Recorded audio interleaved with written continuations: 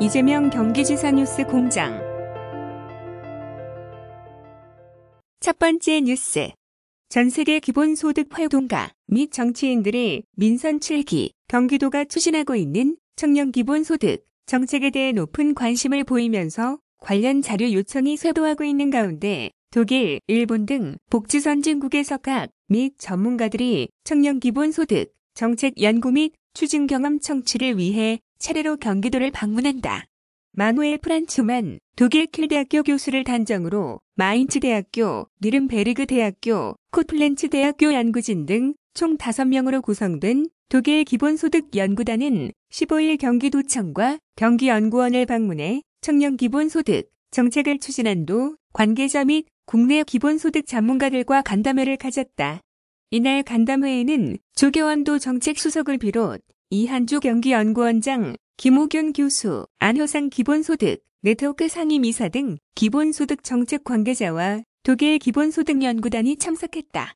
이날 간담회에서 독일 기본소득연구단은 청년 기본소득 정책의 추진 배경 및 현황, 정책 추진 과정에서의 어려움, 향후 개선 과제에 대해 다양한 질문을 던지며 청년 기본소득 정책에 대한 이해도를 높이는 한편 도 관계자들과 기본소득 도입 필요성 및 확산 방안 등에 대해 다양한 의견을 교환했다.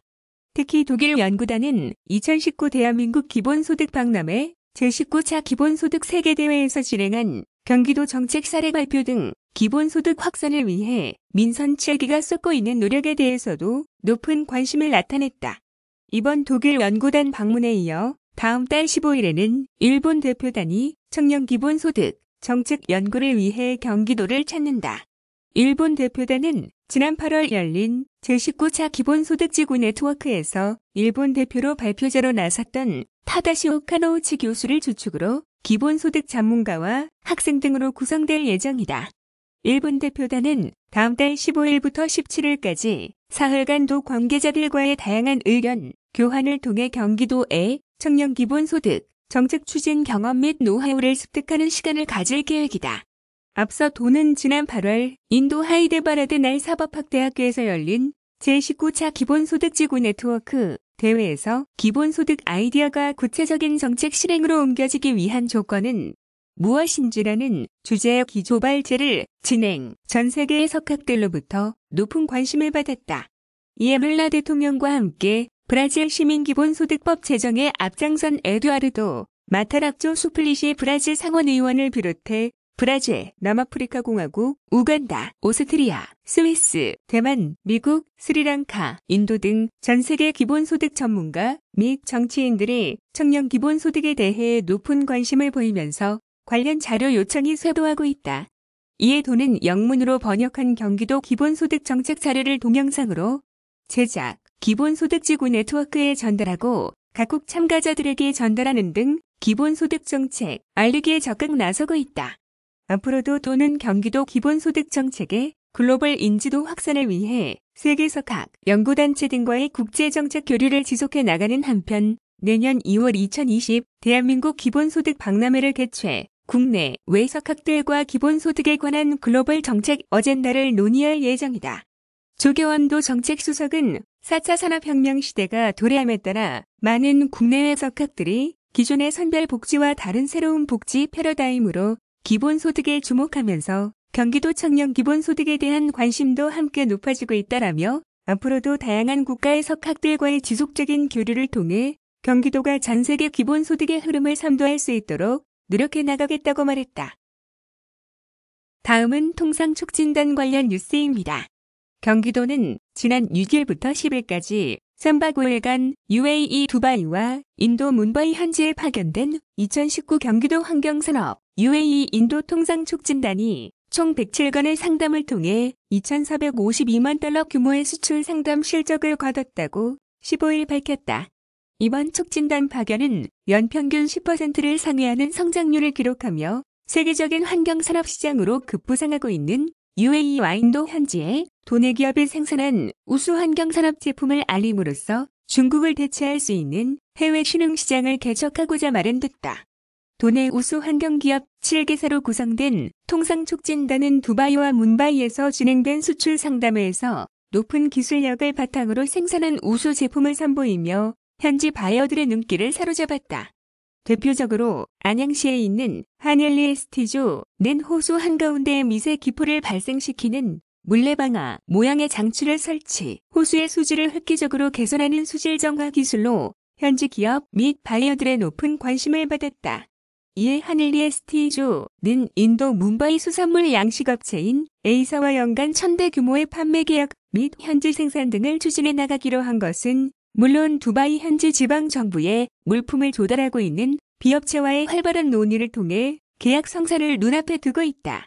이와 함께 시흥시에 위치한 원진테크도 자체 개발한 재활용 시스템으로 현지 기업들의 이목을 집중시켰다.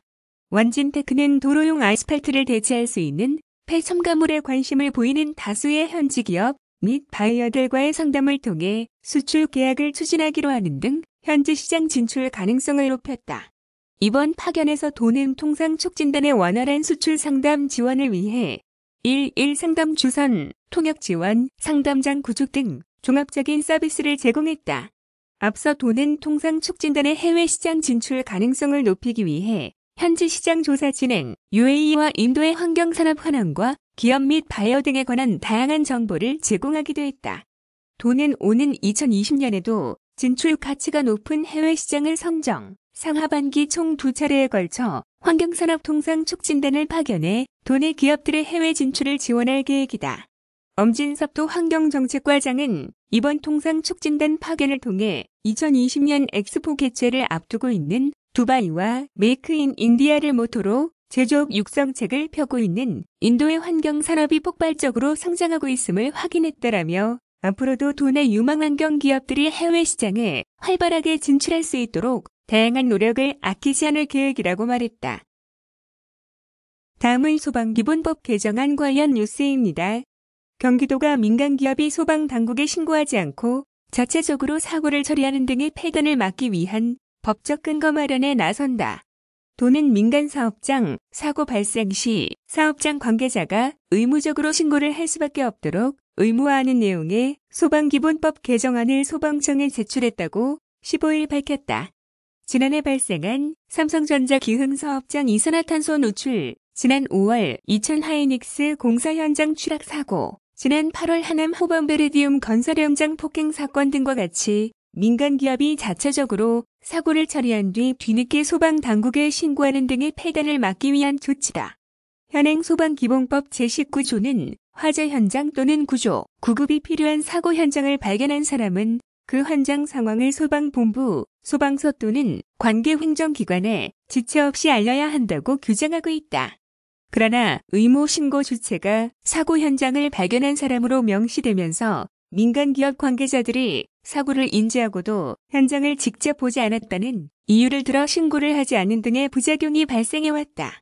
이에 도는 개정안 내 의무 신고 주체의 사고 발생 사실을 인지한 관계인을 추가 사고 발생 사실을 알게 된 민간기업 관계자들이 의무적으로 신고를 할 수밖에 없도록 했다. 이와 함께 정당한 사유 없이 화재, 구조, 구급 그 밖의 위급한 상황을 소방본부에 알리지 않거나 알리지 못하도록 방해한 관계인에게는 3천만 원의 과태료를 부과되도록 했다. 도는 개정안이 통과될 경우 민간 사업장이 산재보험료, 인상, 이미지 실추 등을 이유로 재해 발생 시 119에 즉시 신고하지 않고 자체 소방대 및 계약업체에 연락해 자체적으로 사고를 처리하는 등의 부작용을 막을 수 있을 것으로 기대하고 있다. 경기도 소방재난본부 관계자는 119 신고 의무화가 추진될 경우 광역 출동 체계를 통한 대규모 소방력 동원이 가능해 사고가 대형 재난으로 이어지는 것을 사전 차단할 수 있을 것으로 기대된다라며 소방기본법 개정안이 통과돼 민간 기업이 자체적으로 사고를 처리하는 등의 부작용이 해소됐으면 하는 바람이라고 말했다. 다음은 4차 산업혁명 관련 뉴스입니다. 4차 산업혁명 시대를 맞아 산업 경쟁력 강화와 도민들의 삶의 질 개선을 위한 경기도 차원의 대응 전략이 마련됐다. 도는 이 같은 내용의 경기도 4차 산업혁명 촉진 기본계획을 수립 2022년까지 5개 전략을 추진한다. 이번 기본계획은 인공지능, 빅데이터 등 디지털 기술을 통한 4차 산업혁명이 가속화됨에 따라 새로운 과학기술들이 인간을 위한 기술이 될 수 있도록 도 차원의 체계적 대책이 필요한 데 따라 수립됐다. 이를 위해 도는 지난해 11월 경기도 4차 산업혁명 촉진에 관한 조례를 제정해 법적 근거 마련, 올해 2월 출범한 경기도 4차 산업혁명위원회를 통해 기본 계획에 담을 대표 과제를 발굴해왔다. 특히 이재명 지사는 올해 2월 4차 산업혁명위원회 출범식에서 4차 산업혁명의 핵심은 인간을 위한 기술, 함께하는 미래, 삶의 질을 높이는 혁신이라며 새로운 기술이 특정 소수의 이익을 추구하는 수단으로 전락하지 않도록 정책적 관심이 필요하다고 강조한 바 있다. 이에 따라 기본 계획에는 4차 산업혁명 시대의 도민이 행복한 경기도 실현을 목표로 도민과 함께하는 미래사회, 미래산업 기반 구축, 도민 체감형 혁신 서비스, 확산, 미래기술 소외계층, 적응 지원, 공정경제, 생태계 구축 등 5대 전략 17개 이행과제가 담겼다. 구체적으로 도민과 함께하는 미래사회를 위해 미래산업혁치기구, 4차 산업혁명 워킹그룹 운영 등 3개 과제를 미래산업 기반 구축을 위해 미래기술 활성화, 글로벌 혁신 거점 조성 등 4개 과제를 도민 체감형 혁신 서비스 확산을 위해 빅데이터 기반 인공지능 서비스 활성화, 안전한 디지털 환경 조성 등 4개 과제를 미래기술 소외계층 적응 지원 차원에서 디지털 격차 해소, 기본소득 확대 등 3개 과제를 공정경제 생태계 구축을 위해 데이터 공공자산화, 플랫폼 협동주의 활성화 등 3개 과제를 각각 추진하겠다는 계획이다. 이에 따라 도는 로봇, 드론, 자율주행 자동차, 스마트 팩토리 분야의 기술 개발과 상용화를 추진하고 농수산업, 물류와 항만, 교통수단 분야의 지능화를 꾀한다. 또한 4차 산업혁명 추진을 위한 혁신, 클러스터를 조성해 혁신 창업 활성화와 고급 일자리 창출을 도모할 방침이다. 뿐만 아니라 신기술 창출이 소수의 이익을 추구하는 수단으로 전락하지 않도록 소외계층을 대상으로 다양한 지원 방안을 마련하고 노동자 권익 향상과 데이터 공공성 강화를 통해 4차 산업혁명의 혜택이 고루 퍼져나가는 공정경제 생태계를 구축할 방침이다. 이를 위해 도는 올해 도비 기준으로 67개 사업에 1,230억 원의 예산을 편성했으며 내년에는 82개 사업에 1,340억 원 규모의 예산을 편성할 예정이다. 공정식 미래산업과장은 이번에 수립된 경기도 4차 산업혁명 촉진 기본계획을 토대로 워킹그룹 토의 등을 통해 구체화해 실행할 계획이라며 앞으로 경기도 4차 산업혁명이 잘 추진될 수 있도록 도민의 협조와 관심을 부탁드린다라고 말했다. 다음은 전통시장 상권진흥구역 지정 관련 뉴스입니다. 양평 양수리 전통시장과 성남 모란시장이 2019 경기도형 상권진흥구역으로 지정됨에 따라 침체된 구도심의 활기를 불러일으킬 전망이다. 경기도형 상권진흥구역 지정, 지원 사업은 이재명 지사의 민선 7기 골목상권 활성화 공약 사업 중 하나로 전통시장과 주변 상권을 상권진흥구역으로 지정, 다양한 지원책을 펼쳐 상권의 새로운 생기를 불어넣는 사업이다. 특히 개별 전통시장이나 상가에만 국한된 것이 아닌 주변 골목상권까지 포함한 상권 전반에 대한 지원이 종합적으로 이루어진다는 특징이 있다. 서류심사 및 현장, 발표 평가 등을 거쳐 선정된 양평 양수리 전통시장과 성남 모란시장 상권은 상권 활성화 예산을 구역 당 4년 동안 최대 40억 원씩 지원받게 된다. 예산은 도와 시군이 각각 50%씩 부담해 지원할 계획이다. 이를 통해 시설, 환경 개선, 거리 정비 및 디자인 등 하드웨어적 요소는 물론 상인 조직 역량 강화, 마케팅, 문화예술 공간 조성 등 소프트웨어적인 요소까지 상권 재생에 필요한 전 방위적 지원을 받게 된다.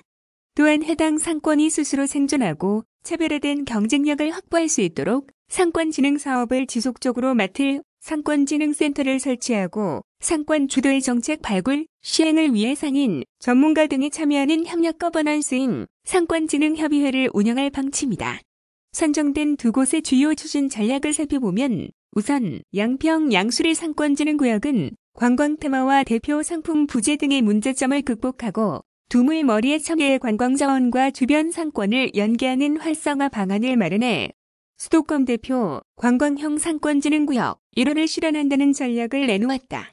성남 모란시장 상권진흥구역은 전통시장, 상점가 선진화를 목표로 고객 유입을 이끌 특화 상품 골목을 조성하고 특화된 체험 공간을 만들어 모란 역세권 구 상업지의 부흥을 이끌겠다는 계획이다.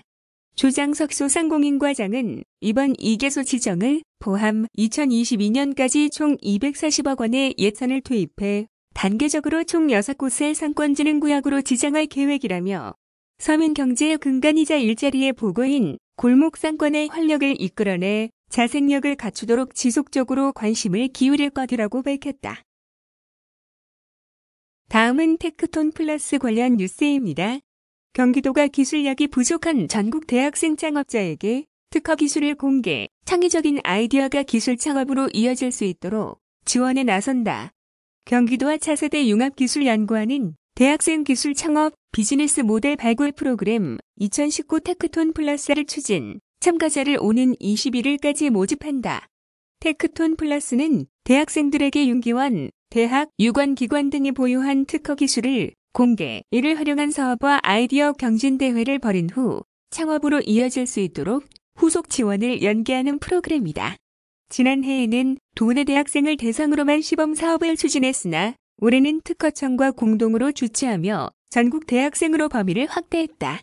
특히 올해는 윤기원, 서울대 창업지원단, 경희대, 경희대링크 플러스 사업단, 단국대, 아주대 창업지원단, 한국발명진흥회가 주관기관으로 차일과학대, CJ제일제당, 네이버 D2SF, 경기창조경제혁신센터, 경기도 경제과학진흥원이 후원기관으로 대거 참여하게 됐다. 앞서 도는 이번 테크노플러스를 위해 지난 9월 16일부터 10월 4일까지 출원, 등록이 완료된 4차 산업혁명 관련 특허 기술을 공모했으며 차세대 융합기술연구원, 서울대, 경희대, 차일과학대, 경기도경제과학진흥원이 보유한 11개의 기술을 선정, 참가 대학생들에게 공개하게 된다. 모집 대상은 전국의 대학생 중 예비 창업 및 창업 3년 이내 창업자로 최대 5인 이내로 팀을 이뤄 참여가 가능하다. 서류 심사를 통해 본선 진출 15개 팀을 선정하며 본선 참가팀은 10월 25일 발표된다. 참가팀들은 11개 공개 특허 기술을 활용한 기술 창업 모델을 기획해오는 11월 8에서 9일 2일간 열릴 경진대회를 통해 사업성을 겨루게 된다. 경진대회를 통해 우수 아이디어로 선정된 6개 팀에게는 주최기관 및 주관기관상이 수여되며 올해 12월까지 전문가 멘토링, 윤기원 2020년도 사업 연계 등 기술 창업을 위한 후속 지원을 받게 된다. 도 관계자는 이번 프로그램을 통해 우수 기술력과 청년들의 톡톡 튀는 아이디어가 만나 새로운 형태의 창업 비즈니스 모델이 많이 발굴되길 바란다며 창업에 관심 있는 대학생들의 많은 참여를 당부드린다고 밝혔다. 참가 희망팀은 윤기원 홈페이지를 통해 신청하면 되며 자세한 사항은 윤기원 홈페이지를 참고하거나 지역 확산팀으로 문의하면 된다.